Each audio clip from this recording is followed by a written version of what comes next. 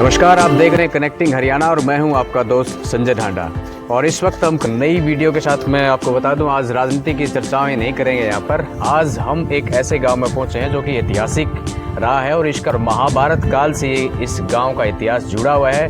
मैं फिलहाल बात कर रहा हूँ अमीन गांव, यानी कि अभिमन्युपुर भी इस गांव को बोल देते हैं। कुरुक्षेत्र से 8-10 किलोमीटर की दूरी पे है ये गांव।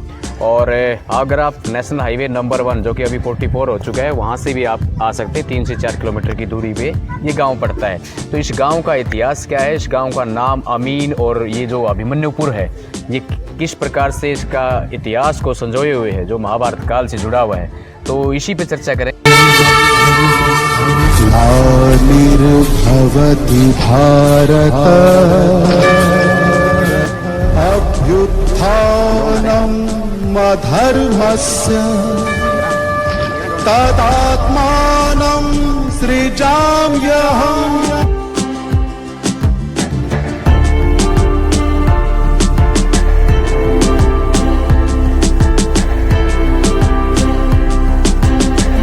इस गांव के बारे में बताएं, अब इतिहास के गांव जैसे अभिमन्युपुर खासकर। अभिमन्युपुर कारण इसका ये रहा कि महाभारत का जो ये क्षेत्र है 48 कोस का जी, तो इस क्षेत्र में अभिमन्यु का वध स्थल इसको बताया गया है कि अभिमन्यु का वध स्थल पे हुआ था। अच्छा तो वध स्थली होने के कारण अभिमन्युपुर इसका नाम जुड़ा। अच्छा। तो शुरू से अभिमन्युपुर जैसे इसका नाम रहा, फिर चक्रापुरी नाम रहा। अच्छा। और उसके बाद मुगलों के समय में अमीन जुड़ गया। अब दोबारा से फिर अभिमन्युपुर नाम इसका हो गया जी। और उसी की याद को ताज़ा करने के लिए, इतिहास को जो बातें हैं उनको संजोने के लिए यहाँ पर जो ये जी चक्रव्यूह जो एक तरीके से रचा गया था महाभारत काल में, वही रूम यहाँ पे दिया गया है कौरवों के द्वारा। और उसी के तरीके से ये बना। ये कब बनाया था? ये तो अभी निर्माण हुआ है। ये पार्क का निर्माण कर रहे हैं जी, याद में जी। तो अभी इसका निर्माण तो अभी कर रहे हैं। अच्छा। थोड़ी सी पहले लगाई है जी। हाँ, ये अभी नहीं बना। अच्छा, फिलहाल हम जो बैठे हैं ये कौन सी जगह है? ये सूर्यकुंड अदिति वन। सूर्यकुंड अदिति वन के नाम से जानते हैं। तो अभी हम चल रहे हैं जहाँ पर ये जो अदिति वन कैंपस है एक तरीके से पूरा, और इसके अंदर इतिहास की जो एक महाभारत काल से जुड़ी हुई एक बहुत ही महत्वपूर्ण जो घटना थी, जो अभिमन्यु का वध किया गया था एक चक्रव्यूह रच करके, और कौरवों के द्वारा ये चक्रव्यूह रचा गया था। वो चक्रव्यूह कैसा था? उस चक्रव्यूह के अंदर अभिमन्यु फंस तो गए थे लेकिन निकल नहीं पाए थे। तो वो किस प्रकार का चक्रव्यूह रचा गया था, उसी को एक है ना मूल रूप यहाँ पर देने का प्रयत्न किया गया। आप ये देख रहे हैं, ये देखिए, यहीं से आपको है ना थोड़ा सा ये एहसास होना शुरू हो गया होगा। देखिए, ये विशाल एक प्रतिमा बना रखी है अभिमन्यु का पराक्रम यहाँ पर आपको साफ तरीके से दिखता है कि वो एक रथ का जो पहिया है वो किस तरीके से यहाँ पर उठाए हुए हैं जी।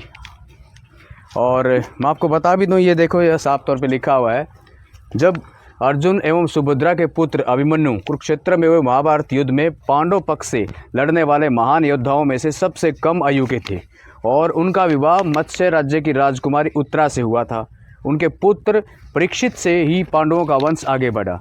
महाभारत युद्ध के 13वें दिन अर्जुन युद्ध के मैदान से दूर त्रिगतों से लड़ने में व्यस्त थे और इसी अवसर का लाभ उठाते हुए कौरवों के सेनापति द्रोणाचार्य ने चक्रव्यूह की रचना की। और पांडव पक्ष में अर्जुन ही एकमात्र योद्धा थे जो चक्रव्यूह भेदन में पारंगत थे। अभिमन्यु इस चक्रव्यूह में प्रवेश करना तो जानते थे, लेकिन उन्हें इसे भेद कर बाहर निकलने का ज्ञान नहीं था। अब युधिष्ठिर से अनुमति लेकर अभिमन्यु ने चक्रव्यूह में प्रवेश किया। जयद्रथ ने इस दिन चक्रव्यूह के प्रवेश द्वार पर ही भीम सहित पांडवों की सेना के अन्य योद्धाओं को आगे बढ़ने नहीं दिया। इसलिए अभिमन्यु को अकेले ही अनेक कौरव महारथियों से घिरे हुए इस चक्रव्यूह में युद्ध करना पड़ा।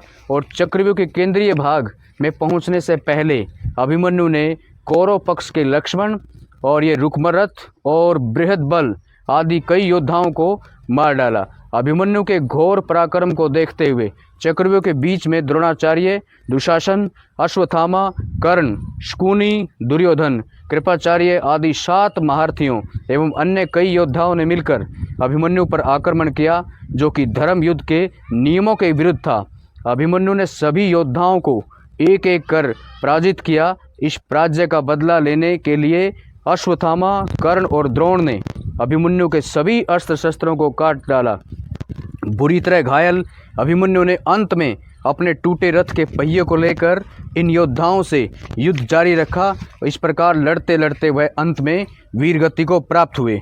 जनश्रुतियों के अनुसार महाभारत युद्ध की यह घटना वर्तमान गांव अभिमन्युपुर में घटित हुई थी, जिसे पूर्व में अभिमन्यु खेड़ा और अमीन के नाम से भी जाना जाता है। तो इसीलिए कहा गया है, क्योंकि ये अभिमन्युपुर जो गांव का नाम रखा गया है, इसको बाद में मुगलों के समय में अमीन बोला गया था। चारों तरफ आप लोग देख रहे हैं, इस गांव के अंदर इतिहास को समेटने का एक प्रयास किया गया है। और आप लोग देख रहे हैं कि किस प्रकार से ये जो चक्रव्यूह रचा गया था, तो इसको एक हल्की हल्की छोटी छोटी दीवारों के माध्यम से इसको बनाया गया है। और आप भी अगर इसमें चलना शुरू होंगे तो आपको खुद को नहीं पता चलेगा कि आप फंस कहाँ पे गए हैं। अंत में ऐसा ही होगा। ऐसा ही ये चक्रव्यूह रचा गया था कौरवों के द्वारा। अब मैंने आपको बताया 7 महारथी थे, बहुत अपने आप में दिग्गज एक तरीके से मैं कहूँ कि उस दौरान के ये जो कौरवों के अंदर महारथी थे। अब मेरे साथ आप चलें तो आप देखेंगे। अब हम चलना शुरू करते हैं। ये देखिए, वैसे तो मैंने पता नहीं कहाँ से शुरू कर दिया, लेकिन अगर आप लोग देखेंगे तो इस तरीके से ये जो इतनी इतनी दीवारें बना रखी हैं, ये एक ऐसा प्रयास किया गया है कि उसी जैसे कि आप महाभारत युद्ध में देखते हैं चक्रव्यूह कैसे सेनाओं को तैनात किया गया था और उनको भेदते भेदते अभिमन्यु जो है वो अंदर चले गए थे।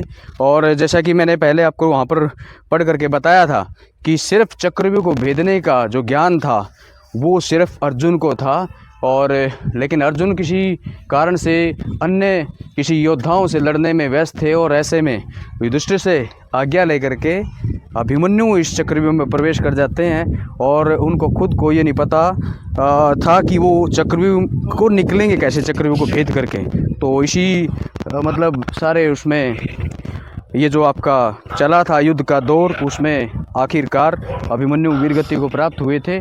और जब उनके पास में कोई हथियार नहीं बचा था, सारे अस्त्र शस्त्र काट दिए गए थे, तो अंत में जो रथ का पहिया था वही उठा करके उन्होंने आक्रमण करना शुरू किया था। तो आप उस प्रतिमा को देख रहे हैं कि इसमें सिर्फ अंत में जो एक रथ का पहिया था वही यहाँ पर अभिमन्यु ने उठा रखा है। यहाँ पर देख करके साफ तौर पे यादें ताज़ा हो जाती हैं वही महाभारत काल की, कि किस तरीके से यहाँ पर अभिमन्यु इस चक्रव्यूह के अंदर फंसे थे।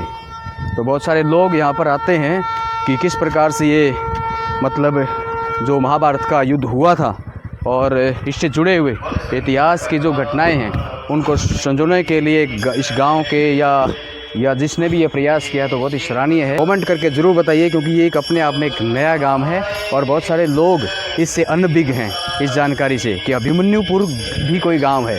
ज़्यादातर लोग इसको अमीन गांव के नाम से भी जानते हैं। इसलिए मैंने रास्ते में पूछा कि ये अभिमन्युपुर है कहाँ पे, तो उन्होंने बताया कि अभिमन्युपुर का दूसरा नाम क्या है। मैंने कहा भाई मेरे को तो नहीं पता। तो तब किसी ने बताया उसका नाम अमीन भी है। तो इस तरीके से इसका गांव का नाम अमीन भी है। और कुरुक्षेत्र से थोड़ी दूरी पे है ये गांव। अपने आप में एक ऐतिहासिक गांव है। आप लोग देख रहे हैं ये पार्क हालांकि अभी निर्माणाधीन है, बहुत सारे काम यहाँ पर होने बाकी हैं। और अच्छा गांव है, करीबन 10,000 की आबादी इस गांव में बताई गई है। नमस्कार पहले तो आप। जी जय श्री राम जी, शुभ नाम सर आपका? मेरा शुभ नाम है पंडित कपिल शर्मा जी, और आपका स्वागत है सूर्यकुंड अदिति वन क्षेत्र में। बहुत बहुत धन्यवाद जी। गाँव में आपका स्वागत है जी। ये स्थान आप देख रहे हैं, इस स्थान पर देवताओं की माता अदिति अच्छा। और ऋषि कश्यप ने बैठकर 84,000 वर्षों के लिए तपस्या की। जी। तपस्या का कारण था कि भगवान सूर्य का जन्म उनके गर्भ से हो, ऐसी माता अदिति की कामना थी। अच्छा। और उस कामना को लेकर माता अदिति ने भगवान कश्यप ऋषि के साथ यहाँ पर 84,000 वर्षों के लिए तप किया। और उनकी तपस्या से भगवान शंकर स्वयं भूलिंग में यहाँ पर प्रकट हुए जी। और माता अदिति को भगवान सूर्य का वरदान दिया पुत्र के रूप में जी, कि आपके गर्भ से भगवान सूर्य का जन्म हो। अच्छा जी। तो उनकी तपस्या के बाद, भगवान के आशीर्वाद के बाद यहाँ पर भगवान सूर्य का प्रकट हुए जी। और तभी से इस कुंड का नाम सूर्य कुंड भी पड़ा है जी। और इस कुंड की और भी महत्ता बताई गई है कि जो यक्ष का संवाद था युधिष्ठिर के साथ महाभारत से जुड़ा हुआ, और जो वो कुंड था उस कुंड के वर्णन के बारे में आप भी इस कुंड की बात कर रहे हैं? जी जी जी, जो ये कुंड आपको दिखा रहे हैं जी, जो हम कर तो रहे इस कुंड के बारे में ऐसा बताया कि यही वो कुंड है जहाँ पर यक्ष और युधिष्ठिर के संवाद हुए। अच्छा, हम जो बैठे हैं ये कौन सी जगह है? ये सूर्य कुंड अदिति वन, सूर्य कुंड अदिति वन के नाम से जानते हैं। एक बार चलेंगे सर? चलते चलते बिल्कुल आ जाए सर जी। तो यहाँ बताते चलें एक बार क्या क्या है, जैसे ये जो आपने बना तो ये रखे हैं। स्थान आप देख रहे हैं, जी ये बाबा हटीगिर जी महाराज जी का स्थान है हमारे यहाँ पर। जी। गांव में जैसे लोग के पास पशु हैं, हाँ हाँ हाँ। पशुधन होता है, तो सबसे पहला दूध यहाँ पे चढ़ता है अच्छा, बाबा हटीगिरी जी की यानी समाधि कि पे। ग्राम जी, देवता के ग्राम देवता के रूप में उनको पूजे पूजे जाते जाते हैं। हैं। ठीक वो सिद्ध बात है। महात्मा रहे हैं जी। बहुत तपस्या उन्होंने यहाँ पर की है। अच्छा अच्छा उनकी अच्छा। तपस्या से गांव के हर घर में दूध दही का मतलब पूरा शुभ प्रभाव रहता है। जी, कोई भी मांगलिक कार्यक्रम हो, बिल्कुल, मतलब मांगलिक सबसे पहले कार्यक्रम यहीं पे में, अपने हाँ, जी, आते यहाँ हैं। से शुरुआत होती है। जी। तो ये प्रमुख यहाँ के मुख्य महंत इनको कहें अच्छा तो अच्छा, ये होगा। ठीक है। आओ सर। यहाँ से शुरू होती है। जी सर। चलो अब हम ये जो आप अदिति वन कुंड के बारे में जो बता रहे थे, सूर्य क्या बोल रहे, सूर्य कुंड। जी, सूर्य कुंड इसको बोलते हैं। ये सूर्य कुंड का स्थान है।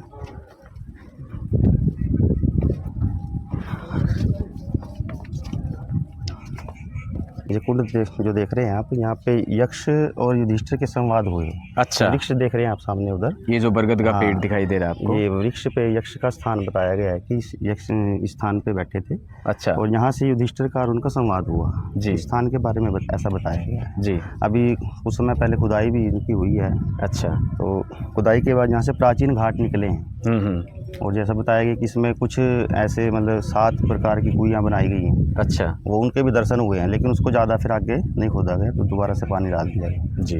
तो इसमें मतलब प्राचीनता है, इसमें ऐसी बात नहीं, प्राचीनता यानी कि बताई लोग गई है। यहाँ पे पूजा करने के लिए आते हैं, इसके बाद यहाँ पर अपना हाँ, और जैसे ग्रहण होता है, सूर्य ग्रहण के अवसर पर यहाँ पे बहुत बाहर से बहुत आते हैं श्रद्धालु। जी, ठीक है। जैसे ब्रह्म सरोवर पे ब्रह्म जाते हैं सरोवर पे जैसे भीड़ लगती है ऐसे ही लगते हैं। अच्छा अच्छा जी, ग्रहण के समय पे बहुत भीड़ लगती है। कोई किसी को अपना सिद्धि करनी है, कोई झाड़ा सिद्ध करना है, तपस्या करनी है, ठीक तो एकांत स्थान है, जी। मन लगता है, रमणीक है। यहाँ पे साधनाओं के लिए भी ऋषि मुनि लोग आते हैं। ठीक ऋषि मुनियों का बड़ा मुख्य केंद्र ये रहा है, उनको आकर्षित करता है साधनाओं के लिए, क्योंकि एकांत वातावरण है। और बड़े अच्छे अच्छे ऋषि मुनि यहाँ पे आए हैं, तपस्या उन्होंने की है, अभी भी आते रहते हैं, अभी हैं भी वर्तमान में। तो बहुत अच्छे ऋषि मुनि यहाँ पे आके रुकते हैं, तपस्या करते हैं, बिल्कुल अपना ज्ञान देते हैं, सबको बताते हैं, स्थान के बारे में, इसकी महिमा के बारे में बताते हैं। जी, ठीक बात है। उन्हीं से पता लगता है हमारे को भी। चलो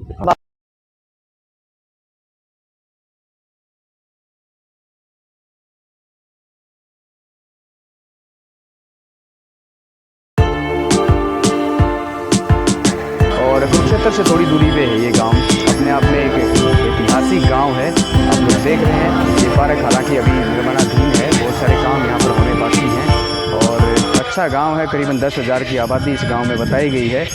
और फिलहाल आप इस प्रतिमा को देखिए और इस वीडियो से मैं लेता हूँ विदा। फिर मिलेंगे एक नई वीडियो में एक नए विषय के साथ में, तब तक के लिए सभी को नमस्कार।